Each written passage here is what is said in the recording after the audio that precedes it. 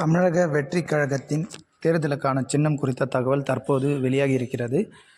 விஜயின் தாவேகாவிற்கு ஆட்டோ சின்னம் கேட்டு தாவேகா நிர்வாகிகள்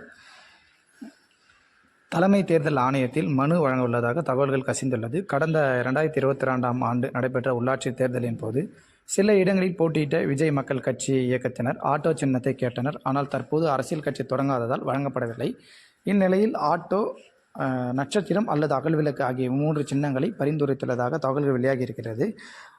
அதிகபட்சமாக ஆட்டோ சின்னத்தை அதிக நிர்வாகிகள் கேட்டு தலைமைக்கு கடிதம் எழுதியுள்ளனர். இதற்கான காரணம், நடிகர் விஜய் அவர்கள் வேட்டைக்காரன் படத்தில் ஆட்டோக்காரராக நடித்து வருவார். அதுபோல் எளிதில் சின்னத்தை பாமர பாட்டாளி மக்கள்கள் பயன்படுத்தக்கூடிய வாகனமாக இருக்கிறது. எனவே அந்த சின்னத்தை எளிமையாக மக்களிடம் கொண்டு செல்ல முடியும். எனவே ஆட்டோ சின்னத்தை நம்ம கேட்டு பெறலாம் என தலைமைக்கு கடிதங்களை எழுதினர். அந்த வகையில் இந்த கடிதங்களை பரிசீலித்து ஆட்டோ சின்னம் கேட்டு தலைமை தேர்தல் ஆணையத்தில் தமிழக வெற்றிக் கழகம் சார்பில் இன்னும் ஒரு சில நாட்களில் விண்ணப்பம் வழங்கப்பட இருப்பதாக தகவல்கள் கிடைத்திருக்கின்றது. தொடர்ந்து தமிழக வெற்றிக் கழகத்தின் தகவல்களை உடனுக்குடன் பதிவேற்றி வருகிறோம். நம்முடைய சேனலுக்கு ஆதரவு அளிக்க நினைக்கிற நண்பர்கள் சேனலை சப்ஸ்கிரைப் செய்ய கேட்டுக்கொள்கிறோம். நன்றி.